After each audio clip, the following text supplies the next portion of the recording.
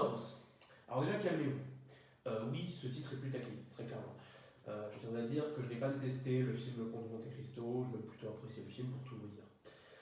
Cependant, je pense qu'il est important de faire cette vidéo parce que j'estime, à titre personnel, que ce film, ainsi que Les Trois Mousquetaires sortis l'an passé, pose problème à divers niveaux dans le paysage actuel du cinéma français.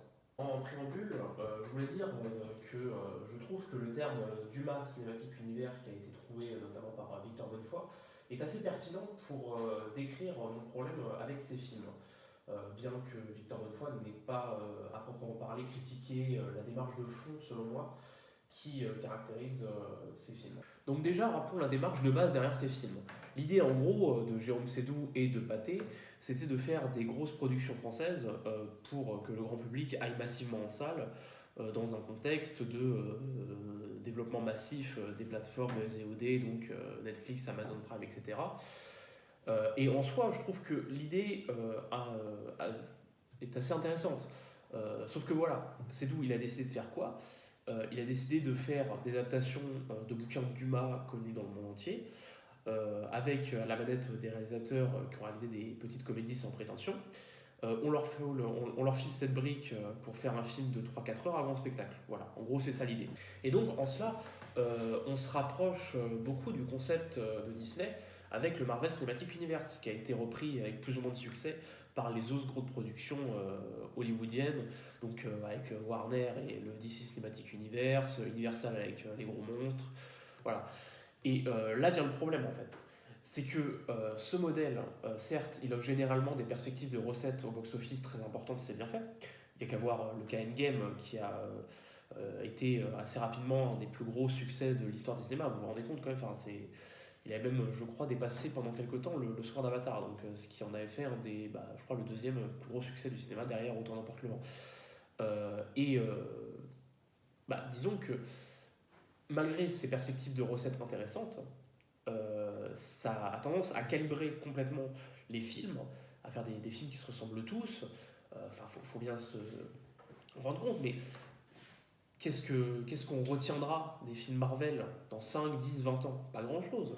De même avec les films Les Trois Mousquetaires et Le Comte de Monte Cristo. C'est des films qui n'ont pas de vocation à, si j'ose dire, perdurer dans le temps en fait. C'est des films qu'on aura oubliés dès lors qu'on sort de la salle, très clairement. C'est des films en fait qui sont interchangeables en fait. Les réalisateurs sont pratiquement réduits d'ailleurs à des rôles de techniciens, ce qui n'aide pas du tout à ancrer ces films dans une perspective de s'ancrer véritablement dans l'histoire du cinéma. Tout est tourné en numérique, bien évidemment, parce que ça coûte moins cher, j'imagine, et parce que c'est plus pratique pour le tournage. Mais c'est pareil, ça fait que l'image des films ressemble à n'importe quelle autre image d'aujourd'hui. Et en fait, ça donne des films plats qui n'apportent pas plus aux matériaux de base que ce qu'ils sont. Et ça a tendance à m'attrister parce que il n'en a pas toujours été ainsi.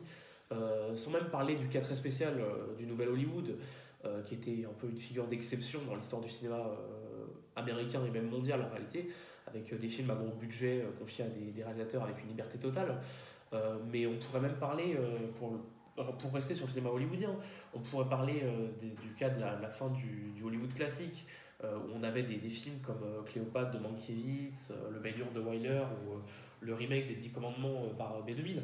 C'était des films à gros budget, à très gros budget, des grosses productions, qui étaient confiés à des réalisateurs extrêmement talentueux, et ces réalisateurs portaient leurs films.